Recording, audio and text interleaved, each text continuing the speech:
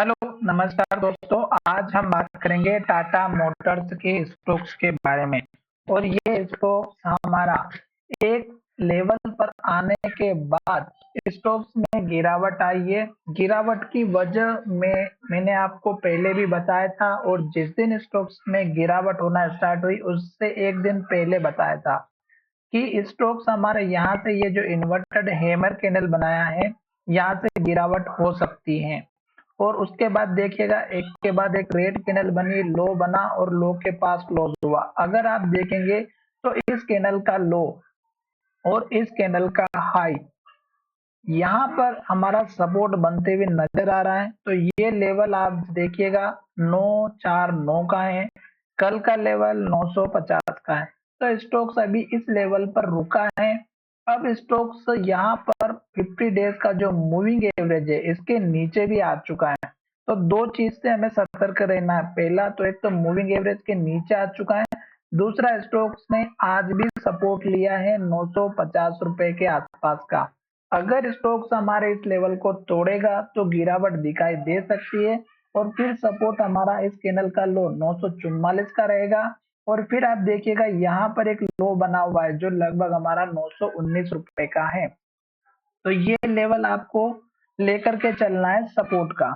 साथ ही स्टॉक्स में अगर आप देखेंगे तो अगर अप ट्रेंड को फॉलो करना है तो डेफिनेटली स्टॉक हमारा ये जो लो है या तो इसके लो का सपोर्ट ले या इसके ऊपर लो बनाए और यहाँ से ऊपर की तरफ जाए। पर ये सेलिंग प्रेशर इतना लग रहा है कि स्टॉक शायद ऊपर नहीं जाएगा अभी।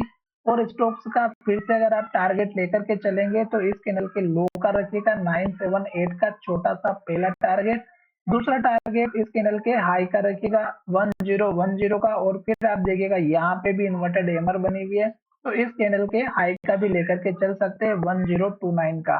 फिलहाल मैं आपको ये लेवल्स इसलिए बता रहा हूँ कि आपने इस कंपनी के स्टॉक्स जरूर लेकर के रखे होंगे और लॉन्ग टर्म में भी इस स्टॉक्स को लेकर के रखा होगा। तो आपको क्या करना है कि दो सपोर्ट आपके काम आएंगे। 200 डेज का मूविंग एवरेज जो कि यहाँ पर ट्रेड कर रहा है, और दूसरा लास्ट का लो जो कि ये बना हुआ है 919 का।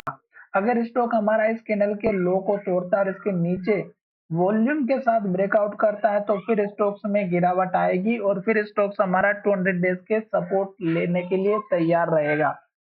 तो आपको एक चीज का ध्यान रखना है, जब तक रेड कैंडल बनेगी, लो बनेगा और लो के पास क्लोज होगा, तब तक एंट्री नहीं लेना है।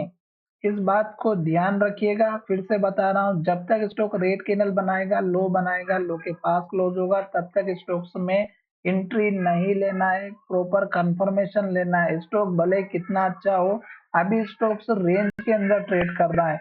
अगर स्टॉक इस रेंज को तोड़ करके नीचे की तरफ चला जाएगा तो फिर स्टॉक्स में छोटा मोटा डाउन ट्रेंड दिखाई दे सकता है, और फिर आपको इंतजार करने के अलावा कुछ भी नहीं मिलेगा।